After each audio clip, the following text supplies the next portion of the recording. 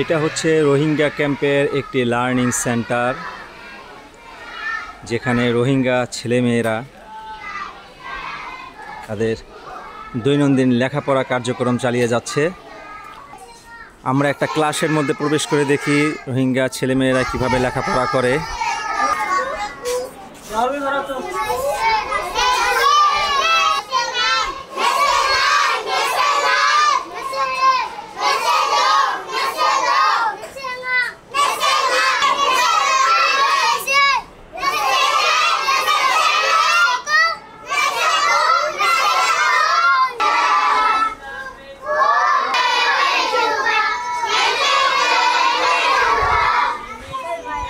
আমরা এখন গ্রেড 2 মানে অর্থাৎ 3য় শ্রেণীতে প্রবেশ করছি।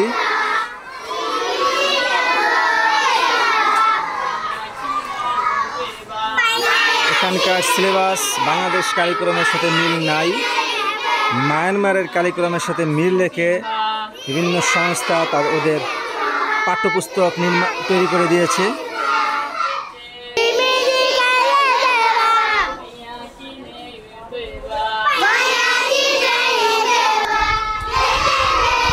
বার্মায় মাতৃভাষায় বার্মিজ বর্ণমালায় এই বাচ্চাদের জন্য পাঠ্যপুস্তক তৈরি করা হয় এবং এই খরচগুলো, এই ব্যয়গুলো বহন করে বিভিন্ন দাতব্য সংস্থা, আন্তর্জাতিক যে এনজিও সংস্থা আছে তাদের অর্থায়নে এই খরচগুলো বহন করা হয়। প্রতিটা লার্নিং সেন্টার, অর্থাৎ আমরা যেটা বিদ্যালয় বলি বা প্রাথমিক বিদ্যালয় বলি, এরকম প্রতিটি লার্নিং সেন্টারের সামনে এইরকম খেলার মাঠ রয়েছে।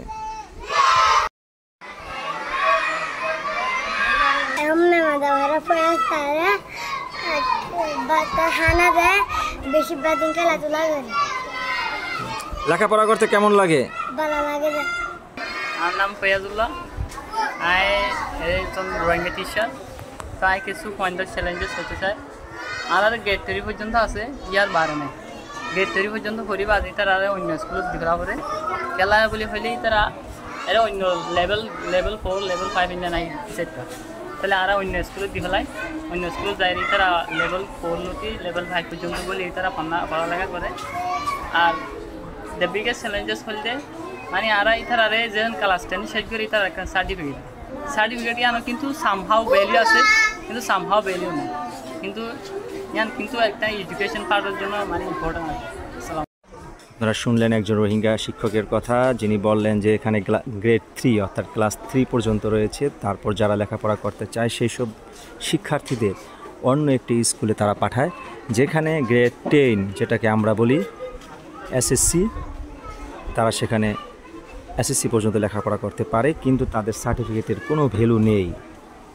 তারা একমাত্র মায়ানমারই তাদের ভবিষ্যৎ ক্যারিয়ার গঠনের একটি পর্যাপ্ত জায়গা। আমরা দেখতে পাচ্ছি যে সাইনবোর্ড, সেই সাইনবোর্ডের মধ্যে রয়েছে এই শিক্ষা প্রতিষ্ঠানটি যারা পরিচালনা করে, সেখানে রয়েছে global 1, the humanity rights, Islamic help এবং বাংলাদেশের পক্ষ থেকে ত্রিপুরা আরসি সংস্থাটি। এই 4টি সংস্থার সমন্বয়ে এই লার্নিং সেন্টারটি পরিচালিত হয়। বাচ্চাদের জন্য পানির ব্যবস্থা রয়েছে, স্যানিটেশনের, এখানে বেসিন করা হয়েছে, তারা হাত মুখ ধুতে পারে এবং পাশেই রয়েছে আপনার ওয়াশরুমের ব্যবস্থা।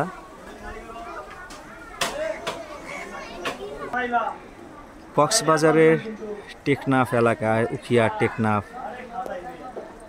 এলাকায় অনেকগুলো রোহিঙ্গা ক্যাম্প রয়েছে। প্রতিটি ক্যাম্পে একাধিক লার্নিং সেন্টার রয়েছে, কোনোটি এর চাইতেও ভালো, কোনোটি এর চাইতেও খারাপ। অর্থাৎ স্পেস বুঝে সংস্থাগুলো যে আয়োজন করতে পারে সেটাই হচ্ছে সুযোগ সুবিধা নিশ্চিত করার একটি ব্যবস্থা।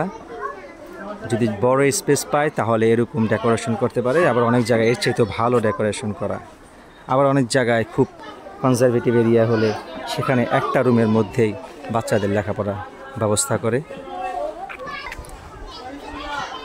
2017 সালের 25 আগস্ট এই রোহিঙ্গারা বাংলাদেশে প্রত্যাবর্তন করে মায়ানমারের বৌদ্ধ সম্প্রদায়ের অমানবিক নির্যাতনের কারণে, এবং যারা বাংলাদেশে এসে যেসব শিশুদের জন্ম তারাই মূলত এইসব লার্নিং সেন্টারে লেখাপড়া করছেন, যাদের বয়স 6 থেকে 7 অথবা 9 এরকমও রয়েছে, যারা মায়ের যাদের বয়স ছিল 2 অথবা 3, এ ধরনের বাচ্চারা এখানে লেখাপড়া করে।